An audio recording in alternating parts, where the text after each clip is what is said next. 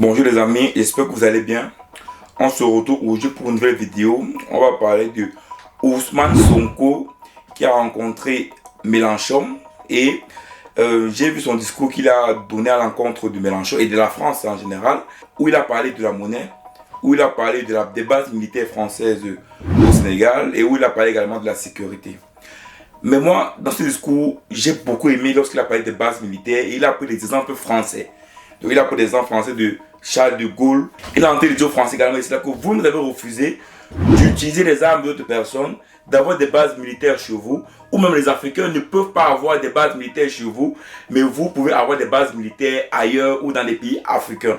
Donc il a été clair, il a parlé clairement des problèmes actuels de l'Afrique avec la monnaie et avec les bases militaires françaises au Sénégal. Je te laisse écouter ce petit extrait de ce discours et on se prend juste après. Pour faire de notre pays ce qu'il est devenu, nous pouvons faire plus et mieux et obtenir plus que mieux. Notre challenge se trouve ici, en Afrique. La question monétaire, qui est une question qui nous semble fondamentale. Parce que, M. Mélenchon, nous avons, comme je l'ai dit, un pays à transformer. Et cette extraordinaire jeunesse que vous voyez attend beaucoup de nous. Et c'est pourquoi le plus difficile, ce n'est pas d'avoir un programme avec des axes que nous ferons ceci dans l'agriculture, ceci dans l'industrie, ceci dans la fourniture des biens et services de première nécessité. Ce n'est pas ça le plus problématique pour nos pays. Le plus difficile, c'est d'aller chercher les moyens là où ils sont. Et nos moyens sont énormes, mais ils nous échappent. Et nous allons les chercher là où ils sont. Et sous ce chapitre, je voudrais dire que la monnaie, tout autant que l'impôt, est un puissant levier économique et un instrument de souveraineté. Vous avez tantôt parlé de souveraineté. On ne peut pas imaginer une seconde que la France puisse avoir une monnaie qui ne lui appartienne pas véritablement. Aucun État digne de ce nom ne doit sous-traiter sa monnaie. La présence de bases militaires étrangères au Sénégal. Cette présence de bases militaires suscite des interrogations légitimes. Plus de 60 ans après nos indépendances. Nous devons nous interroger sur les raisons pour lesquelles l'armée française, par exemple, bénéficie toujours de plusieurs bases militaires dans nos pays et sur l'impact de cette présence sur notre souveraineté nationale et notre autonomie stratégique. L'histoire récente, j'aime bien prendre des exemples sur la France elle-même. L'histoire récente de la France est très riche en anecdotes intéressantes sur la problématique et les enjeux de la question sécuritaire. Entre 1956 et 1958, vous êtes historien, je ne le suis pas, je peux me tromper sur les dates et même sur les faits. Entre 1956 et 1958, c'est-à-dire après la Deuxième Guerre mondiale, les Américains eurent le projet d'installer sur le territoire français un stock d'armes nucléaires et de missiles balistiques.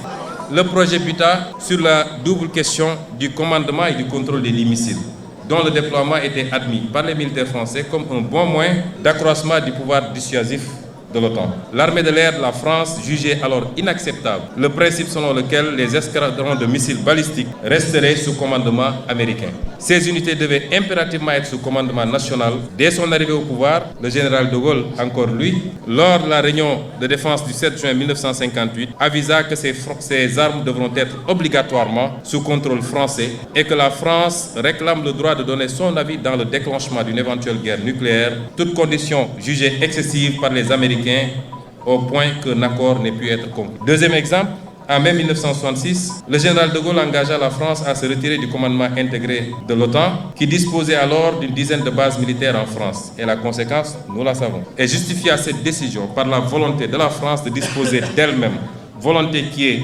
incompatible avec une organisation de défense dans laquelle elle est subordonnée. Je réitère ici la volonté du Sénégal de disposer de lui-même, laquelle volonté est incompatible avec la présence durable de bases militaires étrangères au Sénégal. Ousmane Sonko vient là clairement de dire la pensée africaine. Il vient de dire ce que le Sénégal s'apprête à faire. Et j'espère vraiment qu'il va garder cette même idéologie. Parce qu'il ne faut pas se mentir, il est temps aujourd'hui que l'Afrique se libère.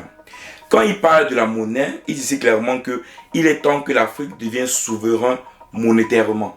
Ça veut dire quoi? Ça veut dire qu'aucun pays qui veut se développer ne doit avoir une monnaie qui dépend de quelqu'un d'autre. C'est comme si tu demandais à un Français que la monnaie qu'il va utiliser chez lui va être fabriquée ou bien dépend de l'Afrique ou dépend du Sénégal. Ça n'a aucun sens. Également, il précise également ici que les bases militaires françaises au Sénégal font quoi au Sénégal? Si ces bases militaires n'ont pas vocation à permettre à ce qu'il y a un réel rapprochement entre le Sénégal et la France, ces bases militaires ne servent à rien. Il dit ici quoi? Les accords de défense sont différents des bases militaires. Pourquoi? Parce que, regardez les pays comme l'Allemagne. L'Allemagne, par exemple, a des accords de défense avec les États d'Amérique. Beaucoup de pays comme les pays du Qatar, les pays de l'Arabie Saoudite ont des accords de défense avec les Américains. Mais beaucoup de ces pays n'autorisent pas ce que les Américains puissent mettre une base militaire dans leur pays. Il dit bien implanter une base militaire dans le pays. Parce qu'une base militaire, c'est d'abord le renseignement. C'est d'abord le fait, c'est comme si tu vois une personne qui vient chez toi s'installer et dit je viens te protéger. Alors que tu n'as pas demandé sa protection. Alors que cette protection-là peut même se faire peut-être même à distance. Donc si peut-être tu es attaqué, il peut agir. Ou tu as des armes qui peuvent décoller d'un endroit et faire 2000 km. Donc pas besoin que tu aies une base militaire super pour dire je vais rapidement attaquer l'ennemi qui viendra contre toi. Mais à aucun moment il ne faut accepter que par exemple les Américains et les Français puissent établir leur base militaire dans nos pays. C'est pas possible, ça ne sert à rien.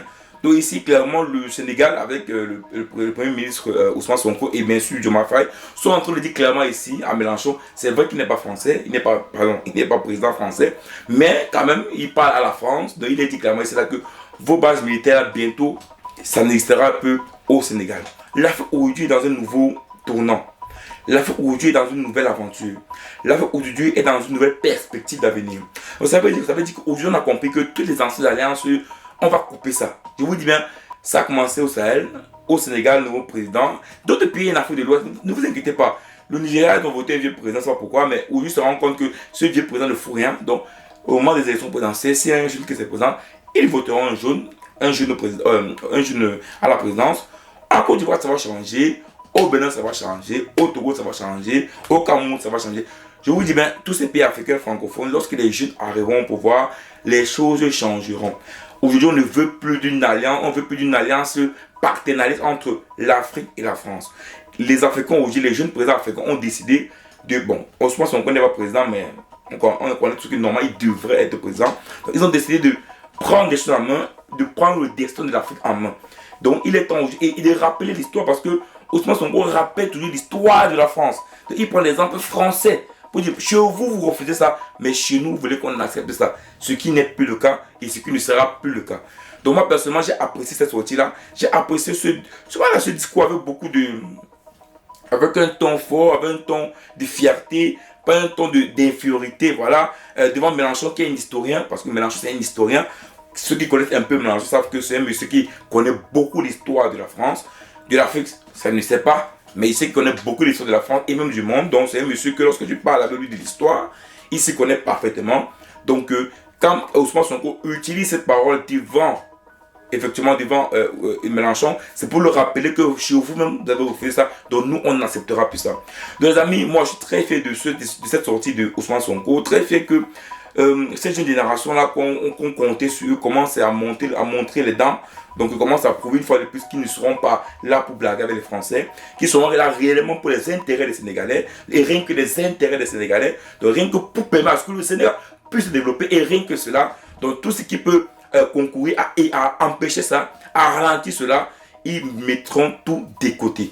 Donc voilà, félicitations à Ousmane Sonko. Comme d'habitude, les amis, mettez-moi en commentaire ce que vous pensez de ça. Ousmane Sonko, lui, est-ce qu'il a bien fait de parler comme ça devant Mélenchon? C'était pas Macron, c'est vrai, mais c'était quand même un grand de l'opposition française. Il a dit clairement la pensée sénégalaise, donc clairement aujourd'hui que ce que le Sénégal et l'Afrique recherchent dorénavant dans les partenaires avec la France. Donc mettez-moi en commentaire ça, tu me dis ce que tu penses de ça, ou bien pour toi, c'est du pipeau et que ces jeunes chefs d'État vont après s'aligner comme acquis ça derrière la France et qu'il n'y aura pas de renouveau au Sénégal. Mets-moi ça en commentaire et on se voit rapidement pour une prochaine vidéo. Ciao.